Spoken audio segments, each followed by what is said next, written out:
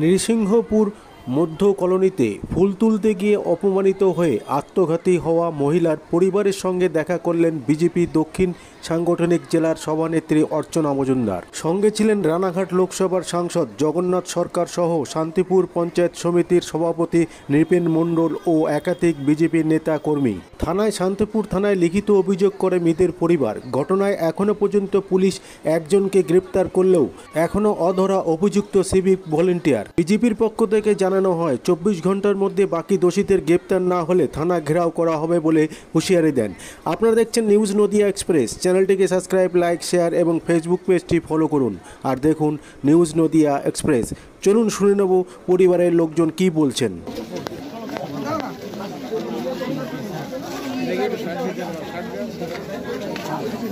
আমার মা, আমরা ছোট থেকেই দেখছি আমার মা ফুল তোলে, সবাই তো ফুল তোলে। আমার মা গেছিল সকালবেলা উঠে ফুল তুলতে, তা আমার মা ওদের বাড়ি কোনোদিনই ফুল দেয় কি জানি, সেদিনকার রাস্তার পাশে হয়তো ফুল দেখেছে, দুটো ফুল তুলেছে। সেই ফুল তোলা নিয়ে ওই অসীম করাতির বউ, ওদের ফ্যামিলি আমার মাকে তাড়া করেছে। আমার মা স্বাভাবিক একটা মানুষকে তাড়া করলে তার তো নিজের জীবনের তো একটা ভয় লাগে, তাড়া করেছে। সেখানে তার পাশের বাড়িতে গিয়ে দাঁড়িয়েছে বাথরুমের সামনে, সেখান থেকে আমার মাকে এরকম চুল ধরে টেনে নিয়ে এসে সবার সামনে মেরেছে। আমার মাকে কান ধরে উঠবাস করেছে, তাতেও হয়নি। আমার বাড়িতে এখানে যে একটা অঙ্গনারী স্কুল হয়, যে সেখানে এসে সকালবেলা আমার মা চলে এসে কাজকর্ম করছে ভাইকে, সেই 8টার সময় এসে তারপরও আমার মাকে ছাড়িনি। ওদের সবাইকে বলছে আজকে চোর ধরেছি গো, চোর ধরেছি, কত বাজে বাজে কথা। সেই সব অঙ্গনারী দিদিমণিরা সব জানলো, সব দেখলো, কিন্তু কেউ কোনো কথা বললো না।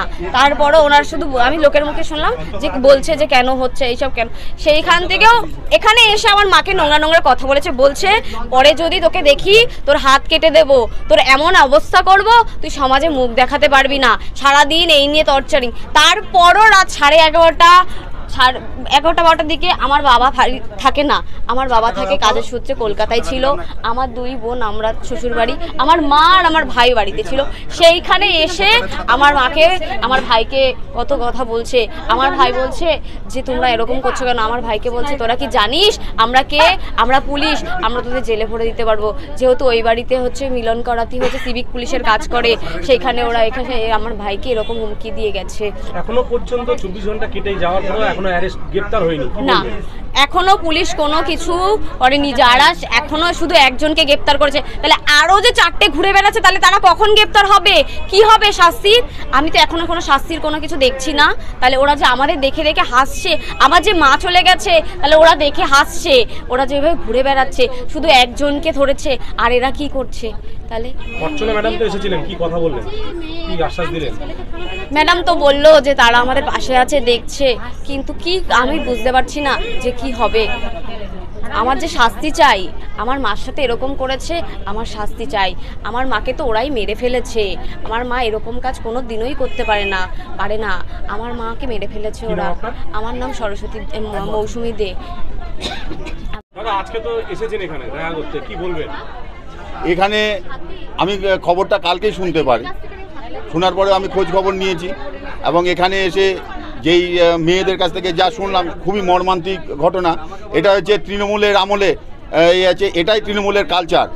একজন ভালো লোককে তাকে কিভাবে টর্চারিং করে মেরে ফেলে দেওয়া যায়, এবং এই মৃত্যুটা আমার খুব সন্দেহ হচ্ছে, একে মেরে ফেলে ঝুলিয়ে দেওয়া হয়েছে কিনা, এটা আমার সন্দেহ হচ্ছে। এটা এফআইআর কপি, এতে এফআইআর কপিতে এফআইআর করার সত্ত্বেও এখনও পুলিশ নিশ্চুপ।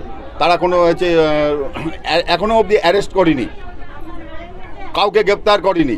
তা এর জন্য আমি আমার ভারতীয় জনতা পার্টির পক্ষ থেকে আগামীকাল শান্তিপুর থানা ঘেরাওয়ার ডাক দিচ্ছি।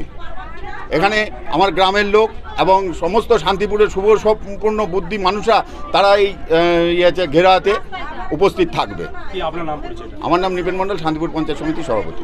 সবাই দেখলেন, আমিও দেখলাম, যেভাবে একটা মেয়ে সাধারণ একটু গাছের ফুল তোলার জন্য কাউকে যদি আত্মহত্যা করতে হয়, এই যে সিভিক ভলেন্টিয়ারের দৌরাত্ম্য এবং এই গুন্ডামি, এই যে মানে মাত্রা অতিরিক্ত, এটা সাধারণ মানুষের বসবাস করার অবস্থায় নেই।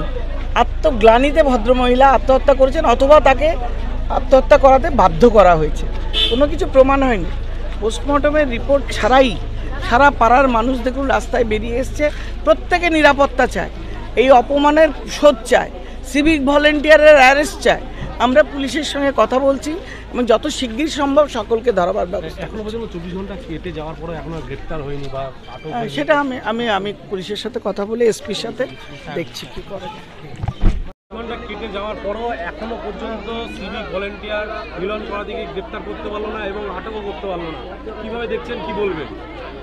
আজকে প্রশাসনিক গাফিলতির জন্যই সর্বত্র মানুষের মধ্যে অপরাধ প্রবণতা বাড়ছে, বিভিন্ন রকম অত্যাচার, বিভিন্ন রকম অপরাধমূলক কাজকর্ম যত দিন যাচ্ছে প্রশাসনিক ঢিলেমির জন্য বাড়ছে। কোথাও অপরাধী শাস্তি ঠিকমতো পাচ্ছে না।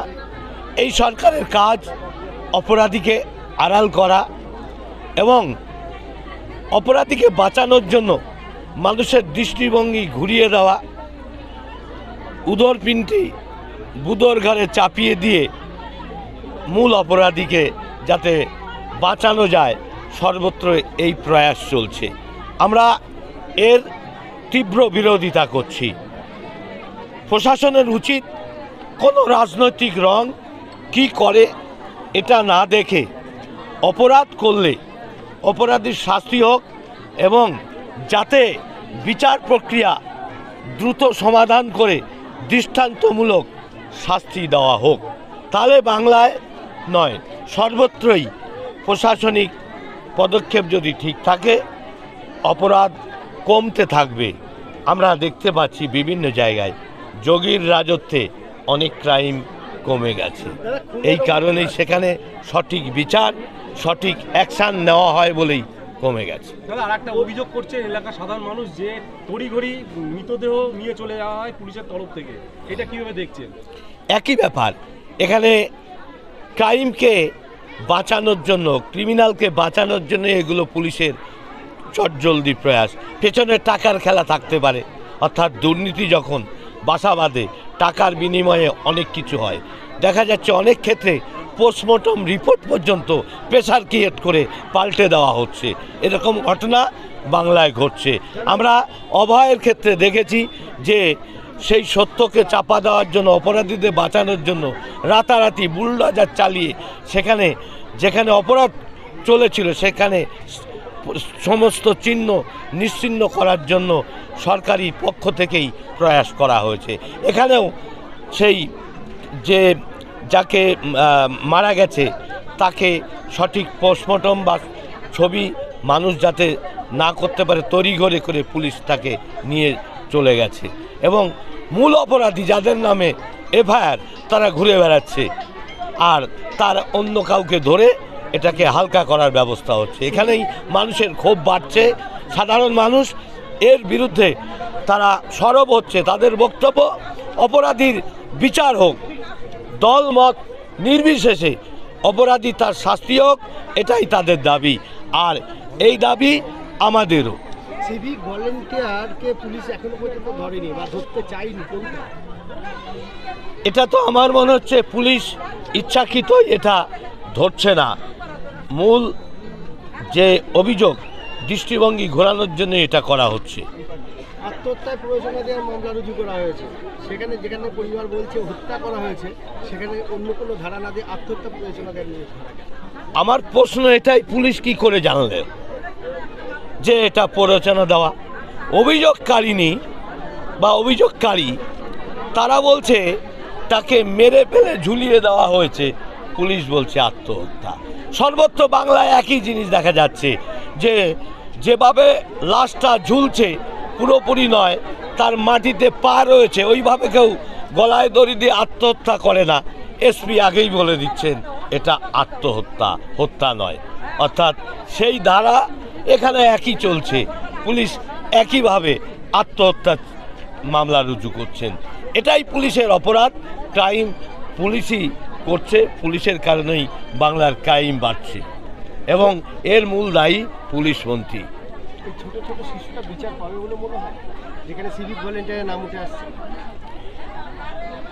এদের যে ভূমিকা, তাদের যে চালচরণ, তাদের যে কাজকর্ম দেখে মনে হচ্ছে পাবে বলে মনে হয় না। তবে আমরা এই ব্যাপারে বিচার বিভাগীয় তদন্ত বা সিবিআই তদন্ত হওয়া উচিত অপরাধীকে বাঁচানোর জন্য। আর এই অপরাধ চাপা দেওয়ার জন্য যদি কেউ চেষ্টা করে থাকে তার কঠোরতম শাস্তি হওয়া উচিত।